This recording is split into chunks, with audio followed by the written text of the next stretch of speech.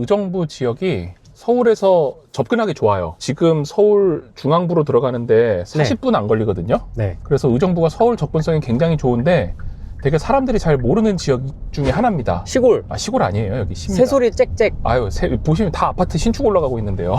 지금 이런 상황입니다. 네, 그래서 의정부도 사실 조금 소외되어 있다 보니까 가격이 저렴하게 잘 나와요. 그리고 월세 수요도 충분히 있는 지역입니다. 즉 여기는 요 지역 내부 수요도 있고요. 네. 그리고 서울로 출퇴근하는 사람도 충분히 가능해요. 네.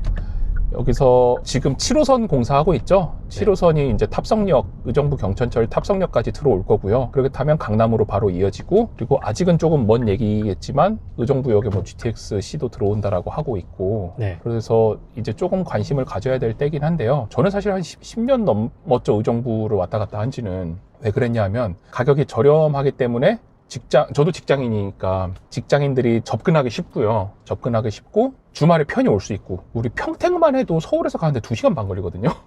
네, 그거 주말마다 못 가요. 내가 이 지역을 알려면 충분히 가봐야 되고 공인중개사 사장님들하고 충분히 얘기를 해야 되는데 네. 1시간 넘으면 못 간단 말이에요. 그래서 1시간 이내 지역인데 내가 투자 접근할 수 있고 월세 수익률도 나오는 지역을 찾다 보니까 그땐 여기 찾았고요. 네. 요즘에도 의정부에 한 5% 정도 나오는 지역이 있긴 있을 거예요. 있긴 있는데 아마 뭐 단지가 그렇게 크거나 신축이거나 이렇진 않을 겁니다. 그래서 지금도 사실 이 지역에서 계속 보고 있는 거고요. 이 지역뿐만 아니라 더 위로도 넘어가요. 동두천도 넘어갑니다. 양주, 동두천 이쪽으로도 넘어가요. 동두천은 북한인데요? 아니에요. 거기도 쉽니다. 지하철 가요. 1호선. 거기도 1시간 10분 요 정도면 갈 수 있거든요. 동부간선도로 타고 쭉 올라가면 저희 동부간선도로 타잖아요. 네. 그러면은 이제 노원구 지나서 바로 의정부예요. 그리고 그 다음이 양주, 그 다음 동두천 이렇게 넘어가니까 그 도로만 타고 올라가도 투자할 건 많습니다. 근데 점점 위로 가시네요. 왜 그러냐면 남쪽은 가기가 너무 힘들어요. 제가 왜냐면 주 활동 반경하고 주 활동 반경하고 맞는 거죠. 왜냐면 또 직접 와서 수리도 하고 왔다 갔다 할 일도 많고. 그리고 제가 처음 투자할 때 성북구에 살았어요. 사람들이 되게 돈 많아서 부동산 한다고 생각하는데, 그래서 성북구에 살다 보니까 자연스럽게 이쪽을 보게 되었고요. 그때는 왜냐하면 계속 왔다 갔다 해야 되니까요. 네. 근데 지금도 사실 뭐 거기서 멀지 않은 지역에서 살고 있어가지고 네. 이쪽 왔다 갔다 하면서 보고 있습니다. 근데 이쪽뿐만 아니라 다른 데도 다 해요. 근데 아무래도 여기는 제가 아는 업체도 많고 아는 사장님들도, 공인중개사 사장님들도 많고 하다 보니까 조금 더 집중해서 보는 거죠. 왜냐하면 편하니까. 어떻게 보면 나만의 나와바리네요. 네, 나와바리라는 표현을 말씀드리면요. 네. 저는 매년 고향이 바뀌어요. 네. 보통 태어난 데가 고향이잖아요. 네. 저는 그해 세금을 제일 많이 낸 지역을 고향으로 맨날 선정을 하고 있습니다. 그래서 매년 고향이 바뀌어요. 그럼 매년 파신다는 얘기네요. 그 파는 거는 중간중간 계속 팔아줘야 돼요. 사람들이 올랐을 때 한 번에 다 팔려고 하는데 그렇게 하면 양도세 기본공제가 안 들어가기 때문에, 그리고 합산되잖아요. 양도세는 매해 판 이익이 다 합산이 돼요. 맞습니다. 그러니까 세율이 확 올라간단 말이에요. 많이 팔면은. 네. 그러니까 그때 조금 팔아주고 또 조금 사주고 이렇게 그냥 계속 도는 거예요. 그러니까 아까 경매 이야기 할 때도 제가 무조건 경매에서 큰 돈 버는 거 아니다라고 말씀을 드렸잖아요. 네. 그리고 꾸준히 해야 된다 그랬잖아요. 네. 그렇게 꾸준히 해서 뭐 1년에 한두 건이라도 낙찰을 받아야 그걸 또 나중에 1년에 한두 건이라도 팔 수 있는 거예요. 네. 그렇게 계속 하는 게 부동산 투자지, 한 번에 올랐을 때 100채 사고 100채 팔아봤자 세금 내고 나면 아무것도 없을걸요? 그렇게 꾸준하게 하면서 임대료 받고, 그리고 또 수익률이 안 나올 때는 팔고, 그런 식으로 계속 유지가 돼야 돼요. 왜냐면 아까 여쭤보려고 했었던 게 이제 그 이유였었거든요. 아니, 인테리어나 이런 거래 비용이나 부수 비용이 좀 꽤 들어가는데, 월세 세팅이라서 네. 이럴 바에는 그냥 계속 쭉 들고 가는 것도 나쁘진 않지 않을까. 수익률이 조금 깨지더라도 네. 좀 그냥 들고 가는 것도 나쁘진 않을 것 같은데 라는 생각이 들었거든요. 맞아요. 그게 한 지역만 하면은 그렇게 생각할 수 있어요. 네. 한 지역만 하면 그렇게 생각할 수 있는데, 네. 지금은 전국을 다 보잖아요. 네. 저 다음 주엔 대구 내려가 있거든요. 대구도 보세요? 예, 대구에도 있어요. 전라도에도 있고요. 근데 그렇게 하다 보면은 지역별로 가격이 오르는 게 전혀 다릅니다. 부동산이. 뭐 서울이 올랐다고 전국이 다 오르고 이러진 않아요. 네. 뭐 지방, 특히 중소도시 같은 데 보면은 가격이 한 번도 안 떨어지고 계속 올라가는 지역들도 있거든요. 네. 그래서 전국을 보다 보면은 내가 가지고 있는 돈과 내가 목표로 하는 수익률에 맞는 지역이 있고요. 네. 그게 아닌 때도 있어요. 그래, 아닌 때는 팔고 맞는 지역에 가서 사고, 이런 식으로 하다 보면은 퍼즐처럼 이렇게 끼워집니다. 근데 그게 막 1, 2년 만에 사고 팔고 이렇게 하는 건 아니죠. 음. 좀 기간을 두고 계속 하는 거고요. 네. 그럼 앞으로도 팔 게 계속 나오고 또 살 계획도 있으신 거예요? 지금은 그냥 꾸준하게 하고 있어요. 아. 예, 지금은 약간 경매 쪽으로 접근을 해서 하고 있습니다. 왜냐하면 경매를 하지 않으면 수익률이 높게 안 나와요, 지금은. 네, 그래서 경매 쪽으로 보고 있는데 경매가 또 부동산 투자의 한 방법이라고 생각하시는데 그냥 경매든 금매든 공인중개사 사장님하고 사는 거든 아니면 당근에 올려서 사는 거든 그냥 부동산을 취득하는 방법 중 하나일 뿐이거든요. 네. 네, 그 방법을 쓰는 거예요. 만약 그게 수익률이 괜찮다. 내가 그 지역을 어느 정도 알고 있다. 근데 그 지역에 경매 물건이 나왔다라고 하면 그 방법을 쓰는 거고 아니면은 그냥 금매로 가서 사는 게 더 싸다라고 하면은 공인중개사 사장님하고 충분히 친분을 쌓고 이제 금매로 사는 거죠. 경매를 고집할 필요는 없어요. 경매는 내가 생각하는 지역에 안 나올 확률이 굉장히 높습니다. 그거 언제까지 기다릴 수는 없잖아요. 네. 예, 그러니까 그거를 여러 가지로 다 보는 거죠. 그럼 이제 경매하면 또 나오는 질문들이 명의를 뭘로 하는 거냐. 네. 뭐 요새 사업자 대출 얘기도 많이 나오고 하는데 네. 대출은 잘 되는 것이며 네. 취득세나 이런 건 어떻게 하는 것이며. 네. 경매에서 하실 때는요. 수도권은 우선 지금 못 봅니다. 예, 수도권은 보기가 되게 힘드실 거예요. 근데 지방은 공동주택 가격 2억 이하의 아파트들은 어쨌든 기본 취득세가 기본 세율이거든요. 그래가지고 접근이 가능하고 매매 사업자로 하시면은 지방에 경매받은 물건은 대출이 나옵니다. 수도권은 안 나와요. 수도권은 안 나오는데 지방은 아직 매매 사업자가 나오고 그건 아직 규제가 아닌 상황이라서 그걸로 대출 활용하시면 됩니다. 그래서 저도 지방 보고 있는 거예요. 근데 지방에서 막 갑자기 오르는 지역 막 이런 건 아니고 그냥 수익률에 맞춰서 또 계속 운영을 할 수 있는 지역을 찾아가는 거죠. 그러다 보면은 신축이고 좋은 아파트 없어요. 대부분 20년 이상 된 구도심에 있는 아파트, 지하 주차장 잘 없거나. 네. 예. 근데 그런 데가 이제 월세 수요도 있거든요. 네. 예, 우리 신축 아파트에 월세로 잘 들어가지 않잖아요. 그래서 그런 데를 주로 보고, 근데 거기서 뭐 안 좋은 집을 제공하는 게 아니라 저도 충분히 제 노력을 기울여서 고객들이 봤을 때 만족할 수 있는 집을 주는 게 이제 저희의 목적이죠. 그럼 대출은 받으실 때 풀로 받으세요? 풀로 받아도 아마 LTV 60% 정도밖에 안 나올 거예요. 매매 사업자로 하셔도. 그래서 자기 자본은 조금 있어야 됩니다. 네. 자기 자본 없이 부동산 투자하면요. 처음에 진입하시기는 쉬울 수 있어요. 쉬울 수 있는데 그만큼 무너지기도 쉽습니다. 그래서 LTV 규제라는 게 있는 거고요. 네. 부동산 투자할 때 맨손으로 들어오려고 절대 하지 마시고 네. 뭐 영원이면 나도 뭐 할 수 있다 이러는 거 있는데 그거 절대 믿지 마시고요. 어느 정도 종잣돈을 반드시 모으셔야 됩니다. 종잣돈이 있는 상태에서 투자를 시작해야 돼요. 네. 우리 주식 투자할 때도 돈 하나도 없는 사람이 대출 받아가지고 주식 사서 투자 안 하잖아요. 네. 자기가 가지고 있는 종잣돈으로 하지. 네.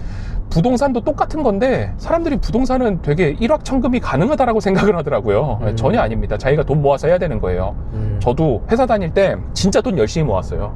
어떻게까지 나 이렇게까지 해봤다. 한 달에 내 저축 목표액이 있잖아요. 네. 근데 그 목표액을 못 채울 때가 있어요. 네. 그럼 나가서 알바 뛰세요. 저 같은 경우는 주말에 알바 뛰어가지고 그 목표액을 채워가지고 무조건 넣습니다. 그렇게 해가지고 돈 벌어서 시작했어요.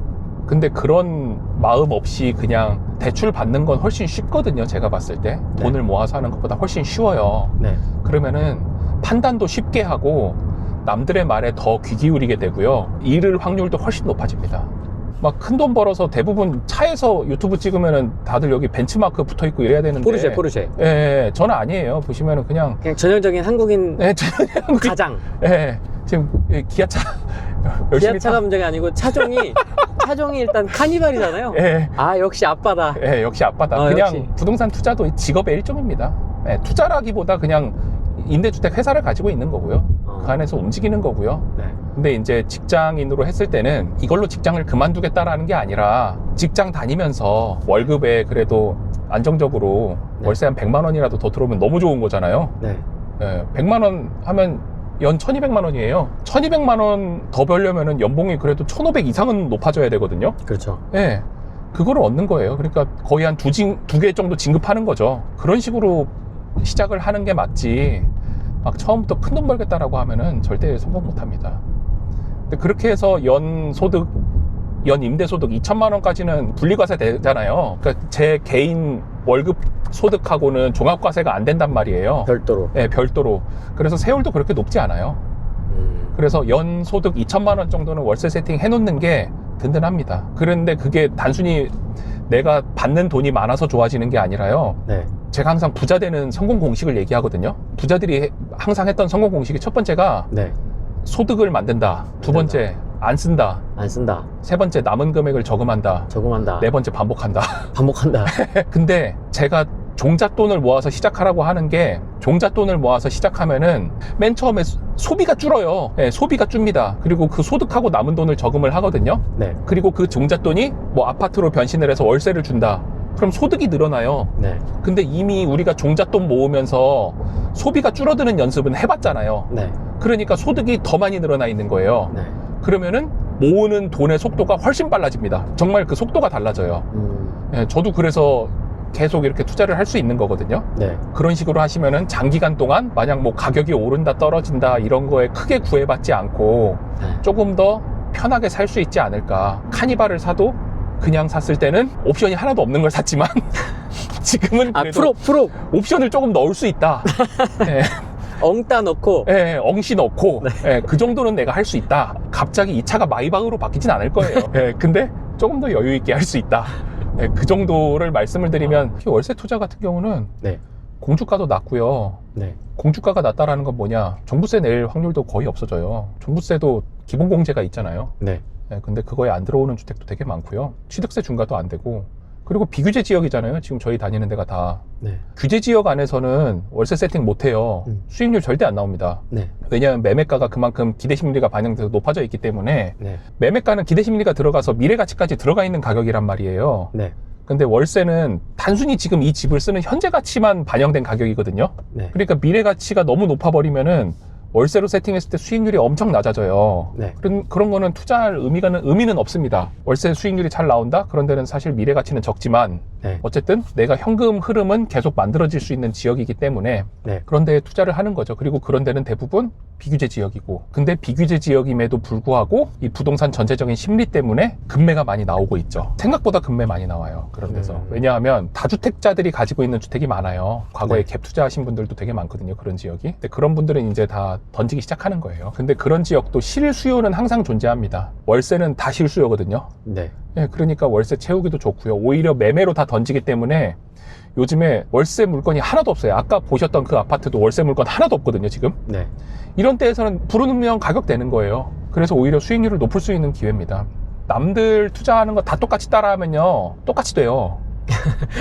예, 남들 벌 때 벌고 남들 잃을 때 잃거든요. 네. 근데 사람들이 남들 벌 때 벌면 자기가 잘한다고 생각하는 거예요. 네. 투자는 잘하고 못하는 거 없어요. 그냥 꾸준히 해서 계속 영업 수익을 얻는 거지. 예, 그렇게 갑자기 하고 뭐 그런 거는 저는 좀 아니라고 봅니다. 그러면 지금 비규제면 비수도권이죠. 지방이 네. 될 텐데. 네. 대구라든지 아까 뭐 네. 전라도라든지 이런 데도 지금 하고 계시잖아요. 네네. 그런 아파트들 월세 관리는 어떻게 하세요?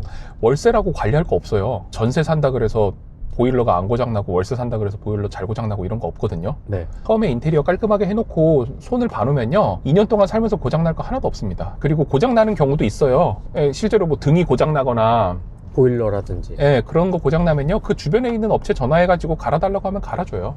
그리고 그 업체 사장님이랑 임차인분이랑 연결시켜줘서 서로 시간 약속하고 갈 수 있게, 그리고 갈고 나면은 돈은 제가 드리고, 그렇게 하면 됩니다. 직접 가진 않으시네요. 직접 가는 경우는 요즘엔 잘 없어요. 과거에는 직접 많이 갔거든요. 네. 근데 직접 가면은 그 시간도 오래 걸리고, 네. 제가 직접 간다 그래서 보일러를 바꿀 수 있는 건 아니잖아요. 네. 예, 전문가가 가야 되기 때문에 그런 거는 대부분 전문가한테 맡깁니다. 안성에도 있으세요? 아니요, 거기는 요즘에 보고 있는 데가 있어요. 와. 예, 새로 들어가려고 보고 있는 데가 있어가지고 와.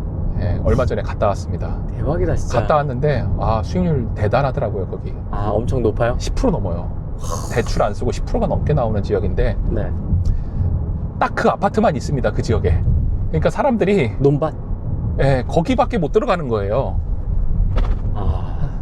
근데 요즘에 약간 그래도 작은 도시에는 물론 안성시지만 그 안에 리거든요. 리? 네. 그런 리 단위 도시에는 아파트 공급되기가 쉽지 않아요. 건설비가 너무 많이 오르고 건설 경기가 지금 굉장히 위축되어 있기 때문에 공급되기가 쉽지 않단 말이에요. 그러니까 수요는 있는데 공급이 없으니까 계속 올라가는 거예요. 월세가. 그렇게 나타나고 있습니다. 요즘에. 하나하나 찾다 보면은 뭐 제 책인 뭐 오늘부터 월급은 부동산으로 받습니다. 거기에도 몇 개 나와 있긴 한데 네. 찾아보면은 되게 재밌는 지역이 많아요. 아무도 모르는 지역인데 이런 데가 있어? 이런 데가 있거든요. 그럼 그런 재밌는 지역들의 특징이 있을까요? 재밌는 지역들의 특징은요, 우선 수요가 있다라는 거예요. 그 지역에. 그러니까 뭐 공단이 붙어 있거나 1인 가구가 대부분이에요. 네. 그런 지방에 조금 약간 소도시에 있는 월세 받는 아파트들은 1인 가구가 집중이기 때문에 면적이 작고요. 주변에 공단이 있거나 학교가 있거나 이런 수요들이 꼭 있습니다. 그러니까 그 사람들은 어쩔 수 없이 월세 살아야 되는 거예요. 내가 회사 언제 옮길지도 모르고 학교 금방 졸업하는데 네. 매매를 하진 않잖아요. 네. 그러니까 그런 데는 월세가 높죠.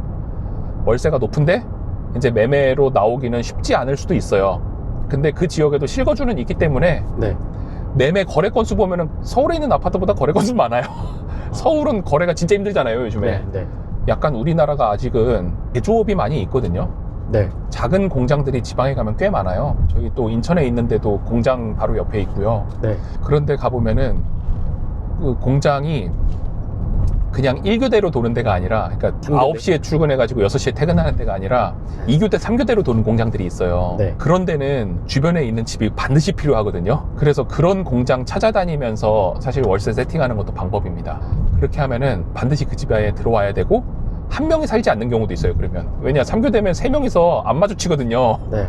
그러니까 3명이 들어와서 살아도 돼요. 그러면은 좀 더 많이 들어오지만 월세는 조금 더 높게 받을 수도 있고, 그리고 그런 지역은 공인중개사 사장님들하고 많이 인터뷰를 해야 돼요. 이거를 그냥 단순히 내가 어디 가서 와 찾았다 이게 아니라 계속 다니면서, 제가 여러 지역이 있다 그랬잖아요. 그런 데를 다니면서 우리 주말에 나들이 간다 생각하고 가서 공인중개사 사장님하고 많은 얘기를 해야 되는데, 월세 얼마요 이런 게 아니라 주로 누가 살아요? 왜 여기 살아요? 월세 빠지는데 얼마 정도 걸려요? 매매가는 이러는데 매매는 주로 누가 사요? 누가 팔아요? 이런 거를 묻다 보면은 그 지역에 대해서 공부를 많이 하게 돼요. 인터넷에서 알 수 없는 정보를. 그런 노하우가 필요합니다. 그래서 처음에는 그냥 한두 개 세팅하는 거, 거기서 시작을 한 개 세팅으로 맨 처음 시작을 하겠죠. 저도 그렇게 시작을 했으니까.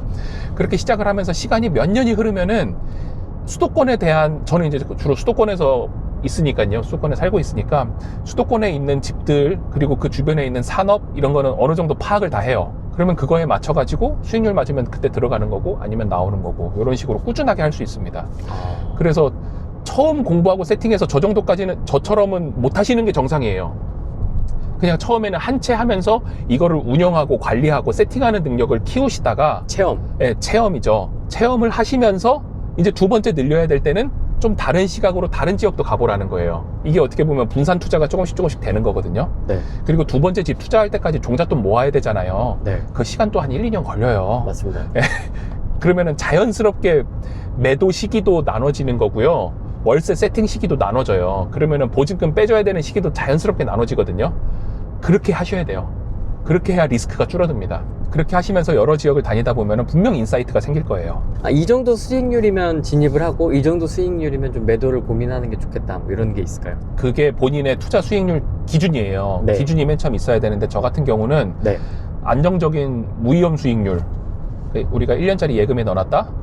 그러면 요즘에 1금융권은행에서 3% 주거든요. 네. 1년 1억 넣어놨다 그럼 3% 줘요. 네. 그러면은 거기에 저는 플러스 1.5에서 2% 정도 더해요. 그러니까 4.5에서 5 정도 된다. 그러면은 그것보다 수익률이 높은 지역이 있다 라고 하면 거기는 우선적으로 검토합니다. 그리고 만약 그거를, 월세를 수익률 5%짜리로 가지고 있다가 월세는 그대로인데 아파트 가격이 올라서 수익률이 3%가 됐다. 네. 그러면 그냥 은행에 넣어놓는 게 낫잖아요. 네. 그럼 파는 겁니다. 그러면 그 시세를 실거래가 월세하고 실거래가 매매를 확인하시면 될까요? 매매는 실거래가, 대부분 실거래가로 확인하죠. 네. 호가보다는 실거래가 보시는 게 맞습니다. 호가는 파는 사람이 팔고 싶은 가격이고요. 네. 실거래가는 파는 사람이 팔고 싶은 가격과 사는 사람이 사고 싶어 하는 가격, 항상 갭이 차이가 나잖아요. 네. 그게 만나는 지점이거든요. 맞습니다. 그러니까 그걸 보는 게 맞아요. 경매하실 때도 그렇습니다. 실거래가를 기준으로 해서 입찰가를 작성을 하셔야 돼요. 근데 많은 분들이 호가를 기준으로 작성을 하시거든요. 네. 그래놓고 호가보다 얼마 싸게 샀다라고 하는데, 요즘에는 그 싼 가격에 거래됩니다. 경매로 낙찰 받았지만 그 가격으로 거래되는 경우 되게 그렇죠. 많아요. 호가에서 좀 조정이 되거든요. 네네. 지금. 근데 조정이 생각보다 요즘에는 많이 되고 있어요. 지금 당장 이번 달, 지금 2026년 4월이잖아요. 네. 2026년 4월은 경매하기는 조금 저는 안 좋다. 네. 근데 뭐 경매가 항상 지금 하기 좋은 시기입니다. 근데 지금이 언제인 줄 알아요? 방송 나가는 거. 월 단위로 보거든요, 저는. 네. 지금은 조금 저는 몸살이고 있습니다. 굳이 경매 아니더라도 금매로 던지는 물건들이 훨씬 많으니까 지금은 금매를 조금 더 많이 봐야 되는 시기. 네. 근데 금매가 안 나온다? 시장이 안정됐다? 그러면 이제 경매로 한번 봐야 되는 시기. 그게 다 시기가 달라요. 경매하는 분들은 무조건 경매가 답이라 그러고, 네. 뭐 갭 투자하시는 분들은 무조건 갭 투자가 답이라 그러고, 상가 하시는 분들은 무조건 상가가 답이라 그러거든요. 전 다예요. 그때그때 답은 다르거든요. 네. 그러면 지역 공인중개사분들이 좀 연락이 오겠네요. 금매 같은 경우. 네, 연락 오죠. 왜냐하면 제가 목표 수익률이 있으니까 금액을 명확히 제시한단 말이에요. 네. 지금 뭐 호가가 2억 2천인데 1억 9천 나오면 연락 주세요. 그러면 다 비웃죠, 처음에. 네. 다 비웃다가 네, 툭 나와. 툭 나와요. 예. 툭 나오면 네이버 부동산에 올리면 어차피 광고비 드니까, 그리고 네이버 부동산에 올려서 이 사람 저 사람 다 와가지고 공인중개사 사장님이 괜히 집 20번 보여주느니 그냥 저한테 전화하면 되는 거거든요. 그렇다고 뭐 제가 뭐 복비를 안 줘요? 아니요, 저 복비 되게 많이 줘요. 네. 있는 거 다 줘요. 부가세까지 포함해서 줍니다. 그래야 그 사람이 제 편이 돼가지고 또 다음에 그런 물건이 나왔을 때 알려주고 그 지역에 대해서 또 얘기해 주는 거거든요. 네. 근데 사람들은 복비부터 깎으려고 그래요. 네, 그러면은 저한테 아까 제가 말씀드린 거 있잖아요. 여기에 누가 살아요? 어떤 사람들이 살아요? 뭐 빠지는데 몇 달 걸려요? 하다못해 이 주변에 인테리어 업체 누가 좋아요? 이런 거 안 알려줘요. 복비 깎는 게 되게 집을 잘 사는 거라고 예. 생각하시는 분들도 있더라고요. 네. 사실 그렇진 않은데. 사실 그렇진 않더라고요. 네. 왜냐하면 팔은 안으로 굽는다고 나한테 이익을 주는 사람한테 본인도 이익을 주고 싶거든요. 네. 네. 그거를 잘 활용하셔야 됩니다. 소액 아파트 월세 투자라고 하면 많이 관심 없으실 거예요. 네. 근데 이게 장기적으로 하기에는 나쁘지 않거든요. 네. 그리고 마음 쓸 일도 많이 없습니다. 우리 뭐 아파트 갭 투자해보면 규제 바뀔 때마다 뭐 가슴 철렁. 가슴 철렁, 그리고 매일 그 네이버 부동산 들어가가지고 가격 오르니 떨어지니 그거 보고 있거든요. 네. 근데 그렇게 하면은 마음이 급해져가지고 투자를 제대로 할 수가 없어요. 네. 그리고 현실 생활에서도 이게 영향을 미칩니다. 근데 월세는 어쨌든 가격이 오르든 떨어지든 기본적인 캐시는 계속 도는 거고, 네. 내가 거기서 단순히 투자하는 능력뿐만 아니라 관리하는 능력까지 키워진단 말이에요. 네. 예, 그러다 보니까 장기적으로 부동산 투자하고 학습하기에는 이게 훨씬 더 나은 방법이다, 라고 말씀을 드릴 수 있겠네요. 5월달 무료 특강에서는 어떤 이야기 해주실 겁니까? 5월달 무료 특강에서는요, 실제 운영하는 노하우, 그리고 내가 수익률 계산을 어떻게 하는지, 그리고 그 사례 다 보여드릴 예정입니다. 그래서 영상 설명란 네. 고정 댓글에 있는 링크 확인해 주시면 좋을 것 같습니다. 네, 감사합니다.